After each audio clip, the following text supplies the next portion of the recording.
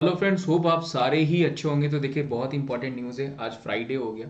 कल सैटरडे और संडे को ही आपका जो है वो अनअकैडमी गवर्नमेंट स्कॉलरशिप एग्ज़ाम है, जहाँ पे आप बहुत ही बड़ी स्कॉलरशिप 5 करोड़ रुपए तक की जीत सकते हैं। देखिए, सबसे इंपॉर्टेंट चीज़ क्या है? प्राइस तो खैर आप जैसी मेहनत करेंगे उस हिसाब से आपको फल मिलेगा ही मिलेगा। सबसे इंपॉर्टेंट चीज़ देखिए अनअकैडमी स्कॉलरशिप में ये है कि आपका ऑल ओवर इंडिया कंपटीशन होने वाला है एसएससी एग्जामिनेशंस में। आपके एसएससी एग्जामिनेशंस भी दिसंबर में, आपको पता है डेट आ गई है। अब आपके पास बचते हैं 1 महीने। अब इससे बेहतर क्या होगा कि आप ऑल ओवर इंडिया के जितने भी आपके लर्नर्स, जितने भी स्टूडेंट हैं, उनके साथ कंपटीशन करके देख लें कि आप कहाँ पे स्टैंड करते हैं। अगर आप अच्छा रैंक पाते हैं तो आपको क्या होगा कि बहुत बड़ा कॉन्फिडेंस मिलेगा, एक बहुत ज़्यादा बूस्टअप मिलेगा, जिससे आप अपने एग्जाम्स को और ज़्यादा जो है मजबूत बना सकते हैं, अपने कॉन्फिडेंस को और ज़्यादा अप कर सकते हैं। इसके लिए देखिए करना क्या है, आपको इनरोल करना है। स्कॉलरशिप लिंक मैं डिस्क्रिप्शन बॉक्स में दे दूंगा। इनरोल करना है इसमें कल संडे को सुबह 10 बजे स्कॉलरशिप होगी। 6 नवंबर को इनरोल कर लीजिए। आप स्कैन करके डायरेक्ट भी जा सकते हैं। आप स्कैन करके यहाँ पे स्कैनर लगा हुआ डायरेक्ट जा सकते हैं। अगर आप स्कॉलरशिप में अच्छे नंबर्स पाते हैं, अच्छे रैंक्स पाते हैं, लाइक 1 रैंक हो गया, 2 to 6 रैंक हो गया, 7 to 16 हो गया, या फिर 300 लकी जो टेस्ट रैंकर्स हैं, उनको जो होगा वो क्या मिलेगा, गिफ्ट वाउचर्स और अलग गिफ्ट हैम्पर्स मिलेंगे, जिसमें लैपटॉप हो गया, मोबाइल फोन हो गया, स्कॉलरशिप भी है। आपको यही करना है कि आप इसमें एनरोल कर लीजिए। साथ ही साथ देखिए, सबसे इंपॉर्टेंट चीज़ हो रही है कि अगर आप मान लीजिए रैंक में नहीं भी आते हैं तो आपको 1 महीने का टेस्ट सीरीज मिल रहा है, जो कि अनअकैडमी यूवे लाइट के थ्रू, जहाँ पे 1 महीने आपके वो एक जो है क्रूशल 1 महीने है, जहाँ पे अपनी आप तैयारी को बहुत ज़्यादा मजबूत कर सकते हैं। तो आप जरूर जाइए, एनरोल करिए। कुछ नहीं लग रहा है आपका, एप्लीकेशन इंस्टॉल करना है अनअकैडमी से और इसका फ़ायदा उठाना है। सबसे बड़ी बात कि 1 महीने का आपको फ्री सब्सक्रिप्शन मिल रहा है, प्लस ये स्कॉलरशिप आपके लिए बहुत ही ज़्यादा इंपॉर्टेंट है। तो मैं तो यही कहूँगा कि आप जरूर इसके लिए जाइए, इसको एनरोल करिए, उसका फ़ायदा उठाइए। देखिए, ये सारे जो अवार्ड्स हैं सिर्फ आपको आपका प्रोत्साहन है एक तरीके से। बाकी सबसे इंपॉर्टेंट चीज़ है स्ट्रेस को सॉल्व करना है, स्ट्रेस में बैठना। तो मैं उम्मीद करता हूँ आप जल्दी से स्ट्रेस सीरीज़ को ज्वाइन करेंगे और इसका बहुत ज़रूर फ़ायदा उठा करके बहुत ज़्यादा आप अपने कॉन्फिडेंस को बढ़ाएंगे। Thank you so much. मिलते हैं डायरेक्ट। नमस्कार, स्वागत है आप सभी का शिक्षा सर्टिफिकेट यूट्यूब चैनल में।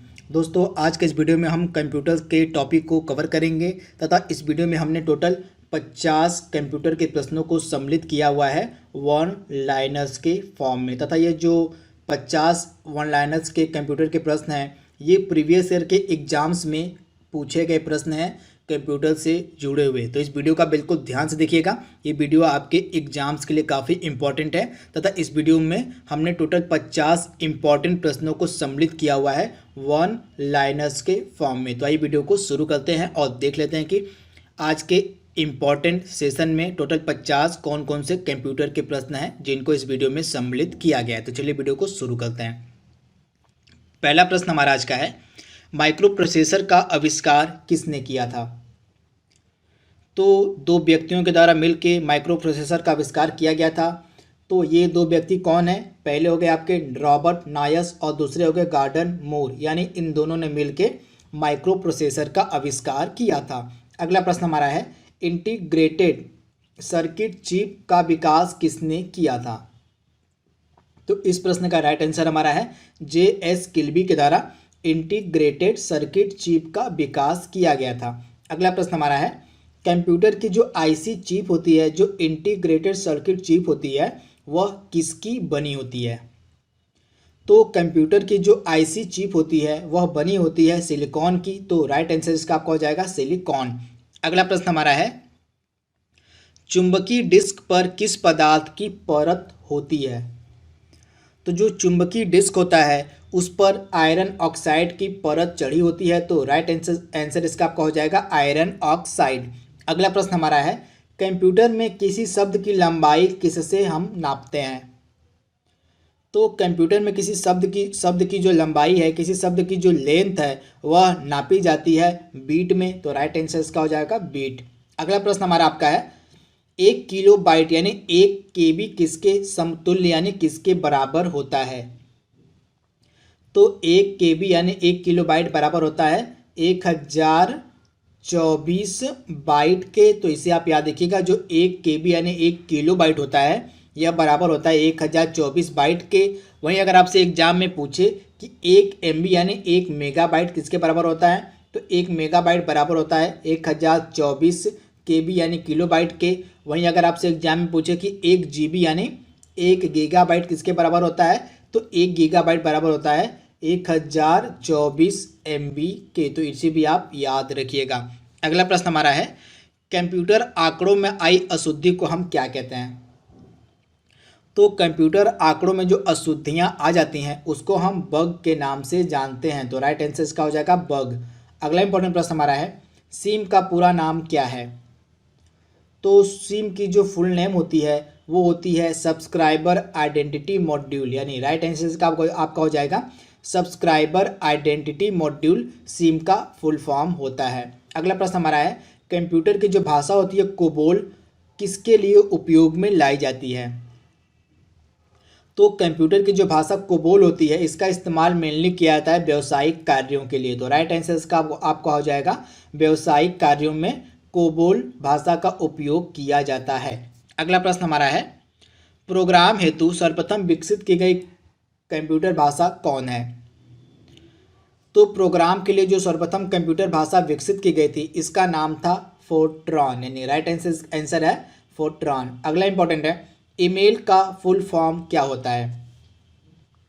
तो ईमेल का जो पूरा नाम होता है वह होता है इलेक्ट्रॉनिक मेल, यानी राइट आंसर इसका है इलेक्ट्रॉनिक मेल। अगला प्रश्न है, विंडोज सॉफ्टवेयर का जो निर्माण है किसके द्वारा किया गया है?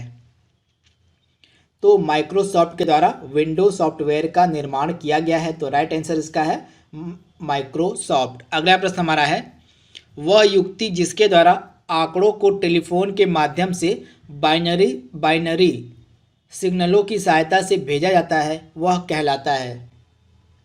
तो इसका राइट आंसर है मॉडेम। वह युक्ति जिसके द्वारा आंकड़ों को टेलीफोन के माध्यम से बाइनरी सिग्नलों की सहायता से भेजा जाता है उसको हम मॉडेम के नाम से जानते हैं। अगला प्रश्न हमारा है, कंप्यूटर साक्षरता दिवस कब मनाया जाता है?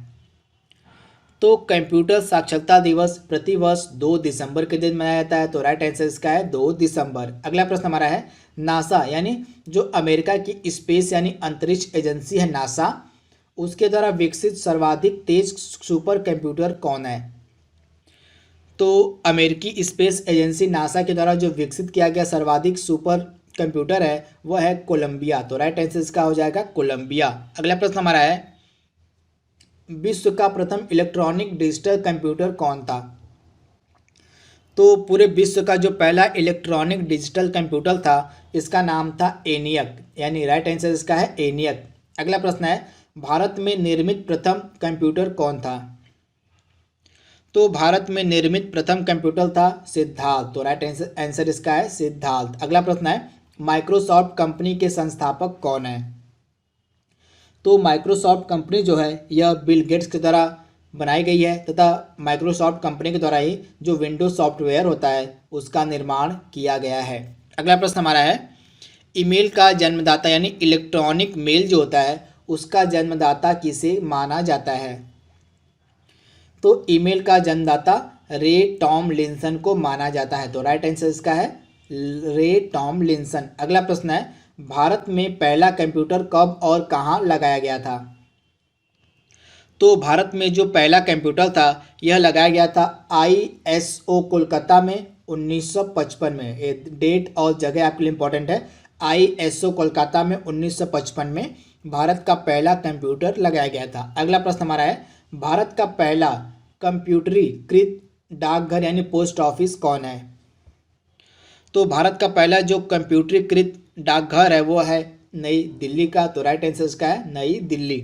अगला प्रश्न है, भारत में रेलवे के अंतर्गत सर्वप्रथम कंप्यूटरीकृत आरक्षण व्यवस्था कहाँ लगाई गई? तो भारत में रेलवे के अंतर्गत जो सर्वप्रथम कंप्यूटरीकृत आरक्षण व्यवस्था थी यह लगाई गई थी नई दिल्ली में।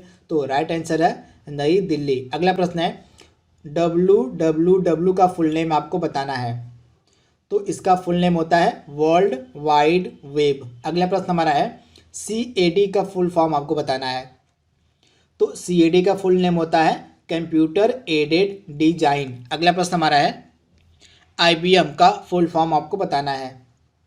तो इंटरनेशनल बिजनेस मशीन IBM का फुल फॉर्म होता है तथा यह जो IBM है यह अमेरिकी कंपनी है। अगला प्रश्न हमारा है, CD-ROM का फुल फॉर्म आपको बताना है। तो जो CD रोम होता है इसका फुल फॉर्म होता है compact disc read only memory. क्या होता है? Compact disc read only memory. अगला प्रश्न हमारा है WWW के आविष्कारक यानी वर्ल्ड वाइड वेब के आविष्कारक और प्रवर्तक कौन है? तो WWW यानी वर्ल्ड वाइड वेब के आविष्कारक और प्रवर्तक हैं टिम बर्नर्स ली, यानी राइट आंसर इसका है टिम बर्नर्स ली। अगला प्रश्न हमारा है भारत में विकसित परम सुपर कंप्यूटर का विकास किस संस्था के द्वारा किया गया है? तो भारत में जो विकसित परम सुपर कंप्यूटर था इसका विकास CDAC पुणे के द्वारा किया गया है। तो राइट आंसर इसका है CDAC पुणे। अगला प्रश्न हमारा है देश का प्रथम कंप्यूटर साक्षर जिला कौन सा है? तो देश का प्रथम कंप्यूटर साक्षर जिला है मल्लापुरम। अगला प्रश्न हमारा है असेंबलर का कार्य क्या होता है? तो आपको बताना है कि जो कंप्यूटर में असेंबलर होता है इसका कार्य क्या होता है। तो इसका राइट आंसर हो जाएगा आपका असेंबली भाषा को यंत्र भाषा में परिवर्तित करना असेंबलर का मेन कार्य होता है। अगला प्रश्न हमारा है कंप्यूटर वायरस क्या होता है? तो जो कंप्यूटर वायरस होता है यह एक सॉफ्टवेयर प्रोग्राम होता है। तो राइट आंसर इसका है सॉफ्टवेयर वायरस मतलब कंप्यूटर वायरस क्या होता है? तो यह एक सॉफ्टवेयर प्रोग्राम होता है। अगला प्रश्न हमारा है विश्व का सर्वाधिक कंप्यूटरों वाला देश यानी कंट्री कौन सा है? तो विश्व में सर्वाधिक कंप्यूटर USA में है, उसके बाद जापान में, फिर जर्मनी में, फिर ब्रिटेन में और फिर फ्रांस में। अगला प्रश्न हमारा है भारत का प्रथम प्रदूषण रहित कंप्यूटरीकृत पेट्रोल पंप कौन सा है? तो मुंबई भारत का प्रथम प्रदूषण रहित कंप्यूटरीकृत पेट्रोल पंप है। अगला इंपॉर्टेंट प्रश्न हमारा है निजी क्षेत्र यानी प्राइवेट सेक्टर में स्थापित होने वाला भारत का प्रथम कंप्यूटर विश्वविद्यालय कौन सा है? तो प्राइवेट सेक्टर के अंतर्गत स्थापित होने वाला भारत का प्रथम कंप्यूटर विश्वविद्यालय है राजीव गांधी कंप्यूटर विश्वविद्यालय। अगला प्रश्न है भारत की सिलिकॉन वैली किसे कहा जाता है? तो बेंगलुरु को भारत का सिलिकॉन वैली कहा जाता है। अगला प्रश्न हमारा है इंटरनेट पर उपलब्ध होने वाला प्रथम भारतीय समाचार पत्र कौन सा है? तो द हिंदू जो था यह इंटरनेट पर उपलब्ध होने वाला प्रथम भारतीय समाचार पत्र है। तो राइट आंसर इसका है द हिंदू। अगला प्रश्न हमारा है कंप्यूटर द्वारा इंटरनेट पर भेजा जाने वाला संदेश क्या कहलाता है? तो ईमेल कंप्यूटर द्वारा इंटरनेट पर भेजा गया संदेश होता है। तो राइट आंसर इसका है ईमेल यानी इलेक्ट्रॉनिक मेल। अगला प्रश्न है इंटरनेट के जनक कौन है? तो इंटरनेट के जनक माने जाते हैं विंट कर्फ, यानी राइट आंसर इसका है विंट कर्फ। अगला प्रश्न हमारा है एक निब्बल किसके समतुल्य यानी किसके बराबर होता है? तो एक निब्बल 4 बीट के बराबर होता है। तो राइट आंसर इसका है एक निब्बल बराबर किसके होता है? तो 4 बीट के। अगला प्रश्न हमारा है एक बाइट में कितने बिट होते हैं? तो एक बाइट में टोटल 8 बीट होते हैं। तो राइट आंसर इसका है 8 बाइट होते हैं एक बीट में, एक मतलब 8 बीट होते हैं एक बाइट में। तो इसे आप याद रखिएगा 8 बाइट इक्वल टू 8 बीट। तो इसे आप याद रखिएगा। अगला प्रश्न हमारा है कंप्यूटर के माउस का आविष्कार किसके द्वारा किया गया था? तो कंप्यूटर के माउस का जो आविष्कार था यह किया गया था डगलस एंजल बॉट के द्वारा। तो राइट आंसर इसका हो जाएगा डगलस एंजल बॉट।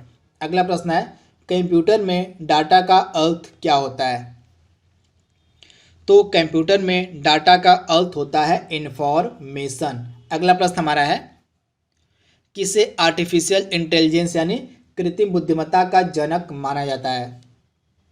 तो आर्टिफिशियल इंटेलिजेंस को हम कृत्रिम बुद्धिमत्ता भी कहते हैं। तो आपको बताना कि आर्टिफिशियल इंटेलिजेंस यानी कृत्रिम बुद्धिमत्ता के जनक कौन है?